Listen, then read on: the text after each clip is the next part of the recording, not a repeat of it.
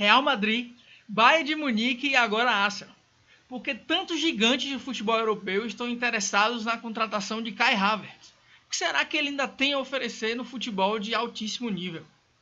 E o Chelsea, o que seria do clube com as obrigações do fair play financeiro se não fosse o investimento vindo do campeonato da Arábia Saudita? O Sauditão, o campeonato mais falado do momento, está investindo pesado para trazer jogadores estrelas da Premier League. E o Chelsea é o principal alvo, já que tem tantos jogadores para serem vendidos. Quer saber mais? Fica aí.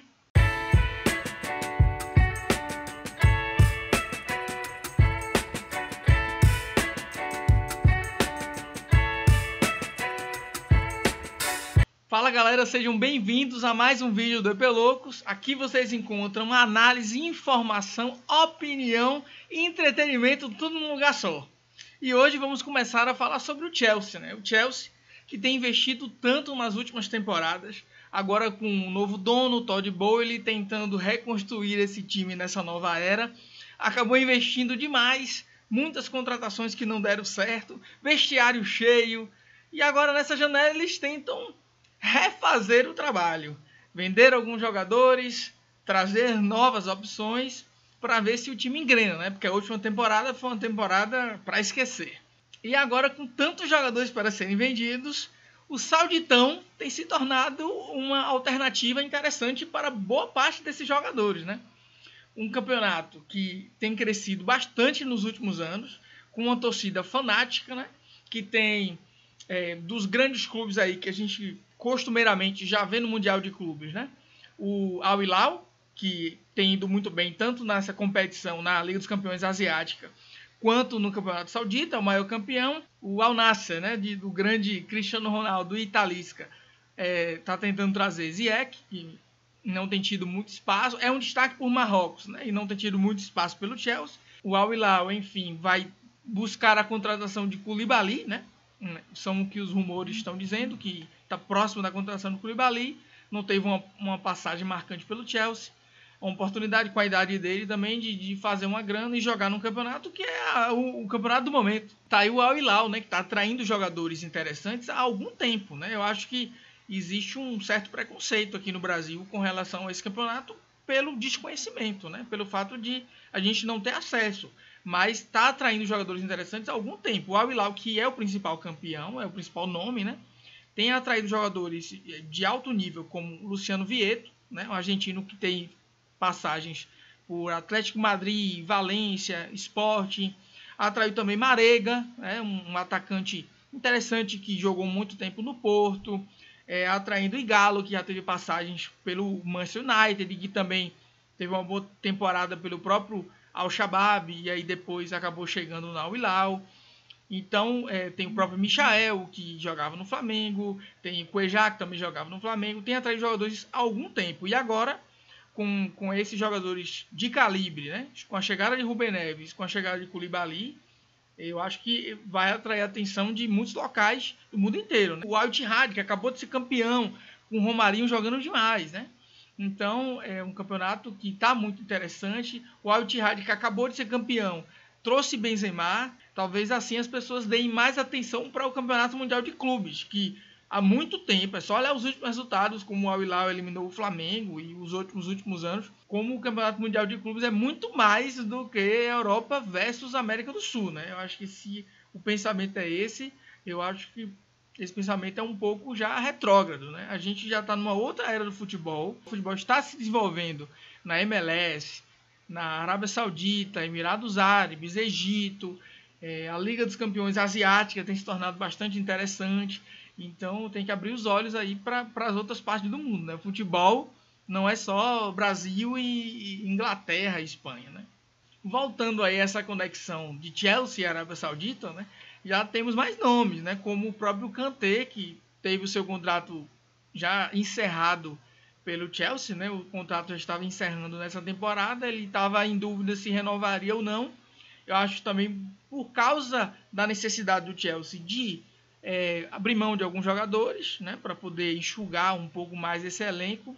Vi com bons olhos a saída de Kanté também, porque a oferta é interessante para um volante dessa idade ganhar tanto dinheiro, então a gente entende todos os lados.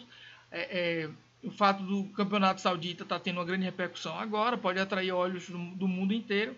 Então o Kanté vai jogar lá com seu companheiro de seleção, o Benzema, no Al Ittihad, que é um time que vai ficar super forte. Eu estou bastante empolgado para ver como essas estrelas vão desempenhar nessa liga, né, que já tem diversos jogadores interessantes. É interessante ver que até o Al Ahly, né, que é um time que estava na segunda divisão na temporada passada, que é, na verdade, a normalidade, né? A surpresa não é ele subir, a surpresa é ele ter caído. É um time que está sempre disputando pelos títulos da primeira divisão, acabou caindo, mas na temporada passada já retornou um ano depois como campeão, e que agora está, né, com essa especulação de trazer do Edouard Mendy, né, que é o goleirão lá do Chelsea, que para mim inclusive é melhor do que Kepa, mas considerando a idade, o Chelsea possivelmente vai trazer um outro jogador para a posição, para disputar a posição com Kepa, e aí se pensou que seria uma oportunidade, já que há a proposta, para poder vender também Mendy, né, para o Al Ahly. Não é só da Arábia Saudita que vem propostas para os jogadores do Chelsea, né?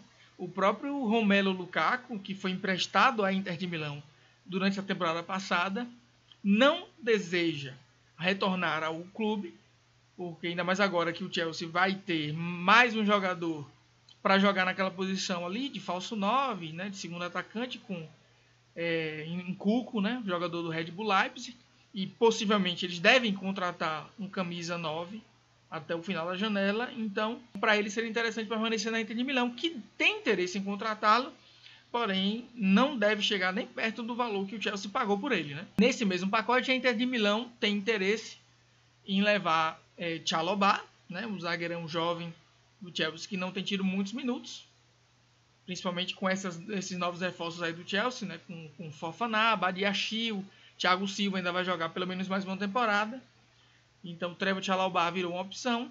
E agora que o Chelsea tem Reece James e Malo Gusto, né, do Lyon, que o Chelsea já tinha contratado na outra janela, mas deixou emprestado no Lyon para ganhar mais experiência, está chegando em definitivo nessa janela para ser o backup ali, né, o reserva de Reece James.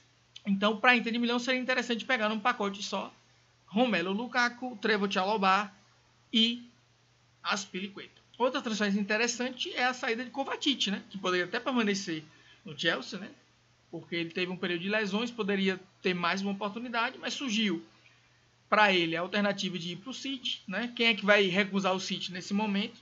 Embora provavelmente ele vai ser um jogador mais de rotação. Então está quase confirmada a saída dele para o City, 25 milhões de libras com 5 milhões de bônus. E para ele seria talvez uma alternativa a Calvin Phillips, né? Que não deu muito certo no City. Embora Calvin Phillips também disse que quer ficar, a concorrência ali pode ficar um pouco complicada. Para o Chelsea é mais um jogador para recuperar um pouco as receitas, né? Um time que tem gastado muito aí nessa janela de transferências e precisa vender esses jogadores o mais rápido possível para já colocar nas receitas de junho e aí começar o novo período de transferências com saldo menos negativo. E claro, a grande transferência do momento, a grande saída do Chelsea é Kai Havertz, né? Um jogador que eu deixei para comentar no final, porque dessas contratações, dessas vendas do Chelsea, é a mais substancial financeiramente. Para o Chelsea é fantástico, né? É um valor estimado em 67,5 milhões de libras, possivelmente seriam 62,5 milhões de libras iniciais, mais 5 de bônus, que é o que está sendo divulgado pela ESPN, e é o que é o padrão de contrato que tem sido feito pelos clubes europeus nos últimos anos, né? E para o Chelsea é maravilhoso, né? Uma venda que esse valor não é por acaso, né? O Chelsea estava pedindo inicialmente valores acima de 70, queria ter fechado em 70, porque aí 70 milhões de libras, aproximadamente 80 milhões de euros, seria o valor necessário para recuperar o investimento que foi feito em Havertz, né? Do Bayer Leverkusen para o Chelsea. Mas com esse valor fica ainda um valor bem próximo do valor investido, considerando que o jogador também entregou em campo e que acabou fazendo o gol da final da Liga dos Campeões. Eu acho que foi uma venda espetacular do ponto de vista do Chelsea. Então o Chelsea, com essas últimas saídas, vai conseguir liberar a folha e vai conseguir colocar essas receitas na conta ainda dessa temporada e iniciar o próximo processo com uma situação menos complicada. E aí, quando a análise do fair play financeiro acontecer, que acontece, né, a cada 3 anos, o time vai estar com as suas contas mais equilibradas. Havertz, que inclusive teve interesse do Real Madrid no início da janela, né, com essas especulações de saída do Benzema, que acabou sendo confirmadas, né, para o Al Ittihad. Ele seria uma opção interessante ali para compor o elenco, porém o Real Madrid acabou indo em Joselu, né, um jogador de atestado ali na La Liga, que teve uma boa temporada com o Espanhol. E aí o Havertz ficou aí entre Arsenal e Bayern de Munique, né? Bayern de Munique estava ali nos bastidores, esperando uma oportunidade, mas entendeu-se que o jogador preferia continuar na Premier League, e aí o Arsenal virou o favorito, né? Agora, por quê? Essa é a grande questão. Por que Kai Havertz tem sido tão pretendido por diversos gigantes da Europa e por que o Arsenal investiu tanto nesse jogador? Negociações entre times da Premier League, é natural que o valor já seja um pouquinho acima do mercado, considerando as fontes de receitas que eles têm e o fato do jogador ser testado na Premier League. Isso é natural. Considerando o investimento que Chelsea fez em Fofana, em Cucurella, também é razoável, né, se esperar que um jogador ofensivo custe um pouco mais caro. Então, considerando o contexto do que tem sido as últimas contratações, a contratação de Antony, a contratação de Sancho, eu acho que para esses jovens jogadores que têm presença constante em seleções de peso, né, nesse caso da Alemanha, é natural que se invista um valor razoável por esse jogador. Ainda mais quando havia uma certa concorrência de Real Madrid e Bayern de Munique.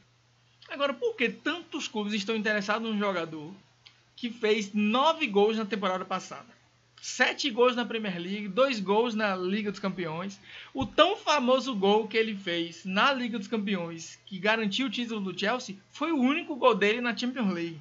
Então, por que um jogador que tem sido tão pouco produtivo no Chelsea ainda tem atraído o interesse de tantos clubes grandes da Europa?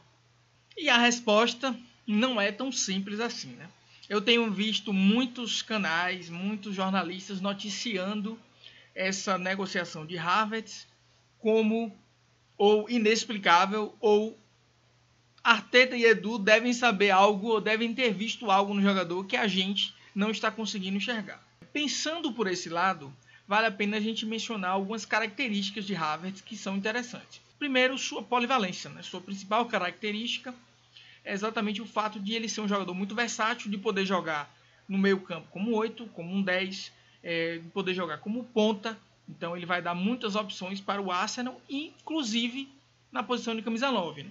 Lembramos aí que Gabriel Jesus ficou muito tempo machucado na temporada passada e o Arsenal teve que apelar para jogadores como Nketiah.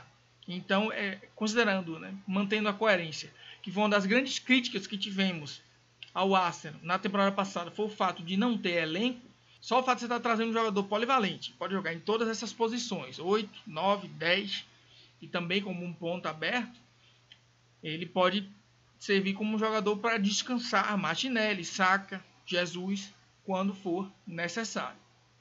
Porém, vai um pouco mais além disso. Na verdade, Havertz, na minha opinião, ele chega para ser titular. Claro que essas coisas mudam durante a temporada. Ele pode eventualmente perder a posição ou ganhar a posição, a depender do desempenho dos outros jogadores. Mas investir tanto por um jogador para ficar no banco é algo difícil, né? O caso de Trossard foi diferente, que Trossard estava muito insatisfeito no Brighton e ele veio por 30 e poucos milhões de euros. Então é uma quantia para o nível do jogador que pode ser considerada uma bagatela, uma barganha, né? Mas você trazer um jogador por quase 80 milhões de euros, você entende que é um jogador que vai ser considerado importante, né? O papel dele no clube vai ser importante. Ele jogando como 9 é uma questão que tem que ter um pouco mais de cautela, porque o XG dele, né, os expected goals, né, os gols esperados do jogador, o número de expected goals dele é elevado, porém ele não tem convertido boa parte dessas chances. Então um jogador que é um 9 ineficiente, vai ser difícil dele ser utilizado nessa posição se ele não melhorar sua eficiência. É um jogador jovem, ainda pode evoluir, mas é algo que eu não espero, pelo menos inicialmente, a não ser por questões eventuais, caso Jesus precise descansar ou se machuque. A gente espera que não. Espera que Jesus tenha uma temporada inteira. E Arteta também. Vai ser importante para que o time brigue pelo título na próxima temporada. Considerando que Havertz não vai ser um jogador de rotação, né, de elenco, que ele veio para jogar, até porque a contratação dele, que gira em torno de 67,5 milhões de libras, né, com os bônus, chega próxima da maior contratação da história do clube, né? Nicolas Pepe, que foi um francês que não conseguiu desempenhar bem pelo Arsenal, custou 72 milhões de libras, então 67,5 milhões é bem próximo do valor da maior contratação do clube na história. Não imagino que esse jogador ficará no banco, né? O caso de Trossard é diferente porque custou menos, mas Havertz para mim chega para jogar e ele pode jogar numa formação interessantíssima, porque muitos vão dizer que Arteta estará copiando o City, se ele optar por essa formação. Mas, na realidade, a gente tem que lembrar que Arteta foi assistente de Guardiola e que na Europa, muitas vezes, é o assistente do head coach, né? O assistente técnico do técnico principal, que é responsável por fazer formulações táticas, por estudar as formações dos adversários e mudar a formação de acordo com as partidas. Então, o conhecimento do assistente técnico nesse tipo de composição, né, da comissão técnica dos grandes clubes, muitas vezes é subestimado. E a Arteta, assim como o próprio Pepe tem dito constantemente, foi muito importante para o desenvolvimento desse City. E muitas ideias que a Arteta implantava no City, ele está fazendo um trabalho ainda mais autoral agora com o Arsenal. Então, a formação que o Arteta pode empregar no Arsenal é uma formação muito parecida com o que o City tem empregado, principalmente da metade da temporada para o final, que é um sistema que você poderia ver como um 5-4-1, né? Ou mais precisamente um 3-2-4-1, que aí você teria os três zagueiros, que no caso do City tem sido, né, a principal composição foi com Walker, Rubem Dias e Akanji ou Ake, né? Ake pelo fato de ser um canhoto, mas Akanji muitas vezes jogou bem por ali. Mais à frente, dois volantes, Rodri e Stones, os dois com muita liberdade para a chegada. Não à toa Rodri fez assim o gol do título da Liga dos Campeões. E Stones, para mim, foi considerado o melhor jogador daquela final, né? A capacidade que ele tem de controlar o jogo é fantástica também. Então o City muitas vezes ganha o jogo com esse controle do meio de campo e essa solidez defensiva, né? Quando necessário, Stones recua e volta a funcionar o City com uma linha de 4 e Rodri fazendo ali aquela contenção à frente. Então são 5, né? Ajudando a defender. Fora os jogadores de meia, né? Principalmente os da ponta que voltam para marcar. Então, na formação do Arsenal, o time pode se espelhar no City e fazer algo similar, né? E aí no City, os jogadores da frente a gente já conhece como foram normalmente Grealish, Bernardo Silva e aí Gundogan, Bruyne com Haaland lá na frente. No caso do Arsenal, seria uma proposta muito interessante porque os três zagueiros são de altíssimo nível. Então você tem à frente de Ramsdale, você tem o White pela direita, que tem jogado como lateral, mas muitas vezes, se o time precisar, ele pode voltar a ser zagueiro, obviamente. Então você tem uma formação com White, Saliba e do lado esquerdo você pode ter Gabriel. Zinchenko seria, quando necessário, um lateral esquerdo, com White na lateral direita. E quando fosse necessário atacar, ele se junta ao meio campo e age como uma espécie de volante. Um jogador que é capaz de criar jogadas. Uma espécie de Rodri ou Stones, né? A depender de como se veja. Então, essa é uma ideia que já veio do próprio City, porque Zinchenko já fazia essa função no City. E muitas vezes atuar como lateral, mas muitas vezes chegando por dentro, pelo meio, atuando como um volante articulador, né? Como meia. E é uma característica dele, né? Porque ele é um lateral que costuma muito mais jogar pelo meio do que abrir pelas pontas para poder cruzar. Então, para ele é interessante fazer essas articulações carregando a bola pelo meio, porque ele traz da lateral para o meio, dando opções para jogadores como Martinelli e Saka abrirem e ele fazer esse processo de transição e armar jogadas, né? Então é um esquema que aproveita a versatilidade do jogador para poder modificar o desenho da formação a depender da condição e do momento do jogo. Assim como o City pode jogar com a linha de 3, dando mais liberdade a Stones, se juntando a Rodri para armar e para chegar lá na frente.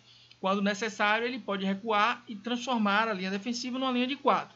O mesmo serve para Zinchenko, que pode tanto contribuir defensivamente numa linha de 4, com White, Saliba e Gabriel, ou quando necessário, abrir como meio campo, e aí o time passa a ser um esquema de 3-2-4-1 da mesma forma. Então o Arsenal ali nas duas primeiras linhas se assimilaria bastante ao que o City tem jogado hoje, né? Com os 3 zagueiros atrás, e mais à frente você teria Zinchenko jogando possivelmente com Thomas Partey, ou se a negociação se concretizar, Rice, né? Que seria aí sim a nova contratação mais cara da história do clube, porque teve recentemente uma proposta de 90 milhões de libras rejeitada pelo West Ham, mas provavelmente o Arsenal vai insistir.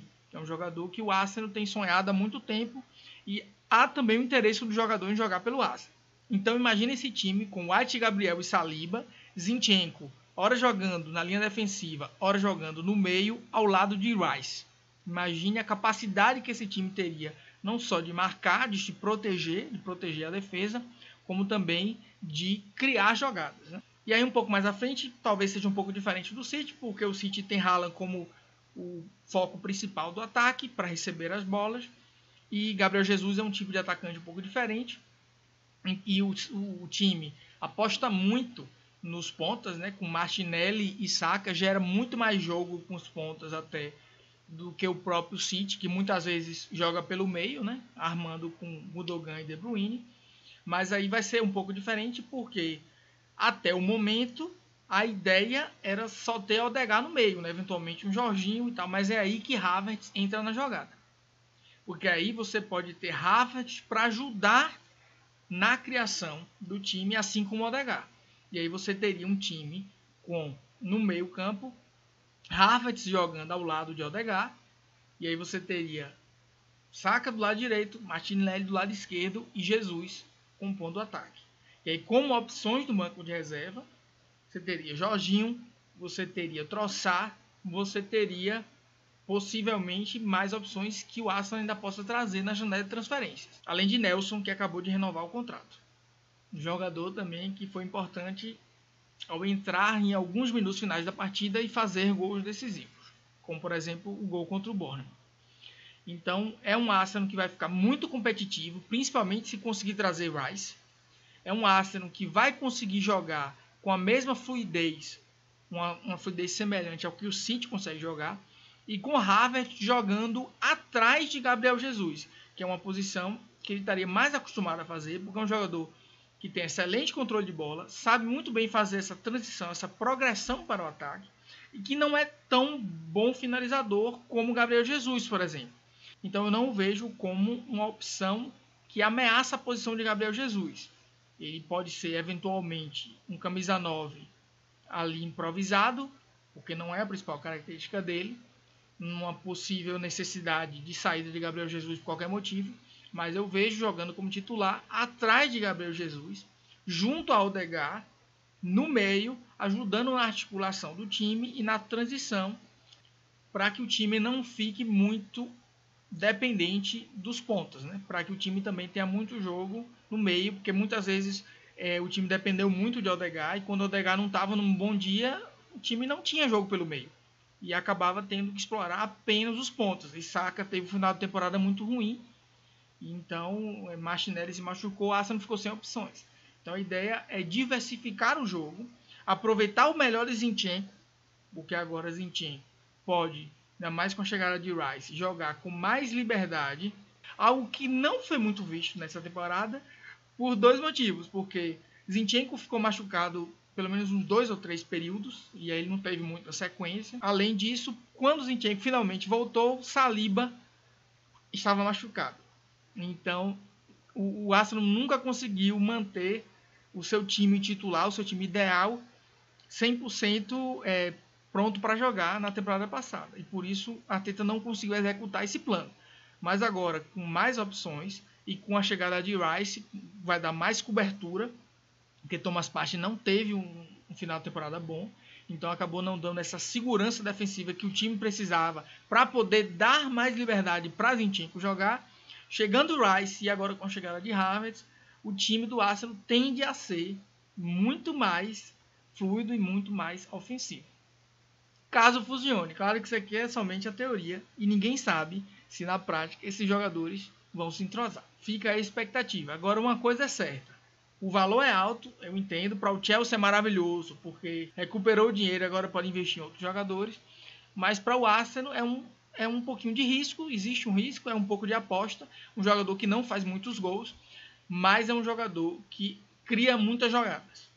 E se for para jogar nessa posição de meia, um pouco atrás do centroavante, eu acho que ele vai ajudar bastante o Arsenal nessa temporada.